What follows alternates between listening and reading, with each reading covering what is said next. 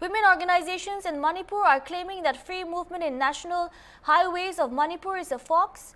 In relation to this, three powerful women organizations submitted memorandums on Thursday to the Governor Ajay Kumar Bhalla, PJP President A. Sharda Devi, PJP Manipur in charge Ajit Kopchare and PJP Northeast in charge Sambit Patra through PJP State Vice President and Nimbu Singh. It may be mentioned that ahead of PM Modi's visit on 4th of September, after a tripartite meeting among representatives of MHA government of Manipur and Kuki National Organization and United People's Front UPF held on New Delhi SOO and free movement in highways was agreed, and subsequently it was flaunted by the central government as a major achievement.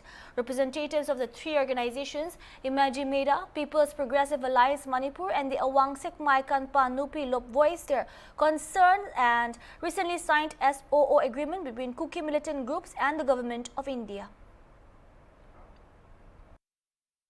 तो इनसे बताइए किन किन से मिला और किन किन से आपने ये मेमोरेंडम सबमिट किया और आप लोग का एजेंडा क्या है बताइए।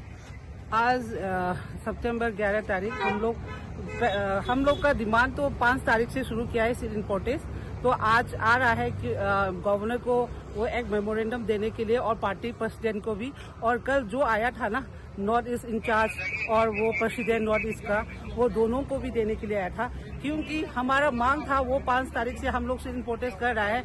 जो वो लोग ने कह दिया था ना नेशनल हाईवे फ्री मूवमेंट, पर अभी तक नहीं हो पा रहा है। मैतेई तो जा नहीं सकता है, वही एजेंडा एक, और जो 2023 मई 3 से जो हुआ है हर जगह रिलीफ कैंप में रह रहा है, वही लोग को अपना अपना घर जाने का इजाजत वो ऑर्डर देना पड़ेगा।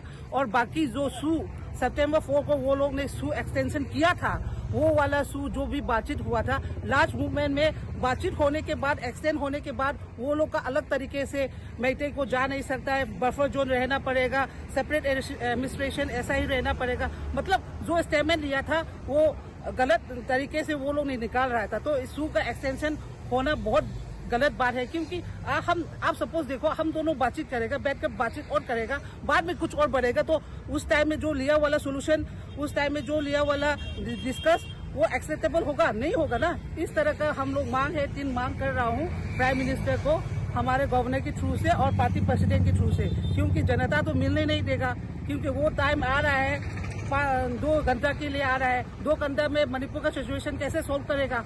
ठीक है, तो वो पहले हम लोग ने शुरू से मांग कर रहा था, वो आने के लिए कभी भी नहीं आ रहा था। अभी फिलहाल असम और मिजोरम का कुछ इनॉग्रेशन करने वाला था, वही फंक्शन आने के बाद ही मणिपुर को थोड़ा सा टाइम, वो भी पहले देखो आप सिसिपू पहले जाएगा बता रहे, वो आ रहा है तो इम्फाल में पहले आना चाहिए था ना, वो भी बिल्कुल नहीं किया है। इसका मतलब है वो लोग का जो अंदर का एजेंडा है ना, हम लोग को मालूम होना चाहिए, और ये मांग हमारा है, क्योंकि फ्री मूवमेंट होना है तो मैतेई का भी होना चाहिए।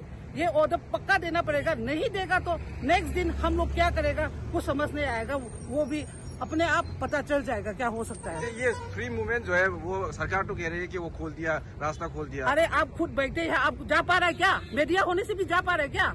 वही तो पूछ रहा हूँ, इसीलिए बता रहा है, जो बोल रहा है ना वो फॉलो करो, वो जो ऑर्डर दे रहा है, तो जो हम लोग को जाने नहीं देने वाला को पकड़ना है या हम लोग मांग करने वाला को पकड़ना है, वो खुद डिसाइड करना पड़ेगा।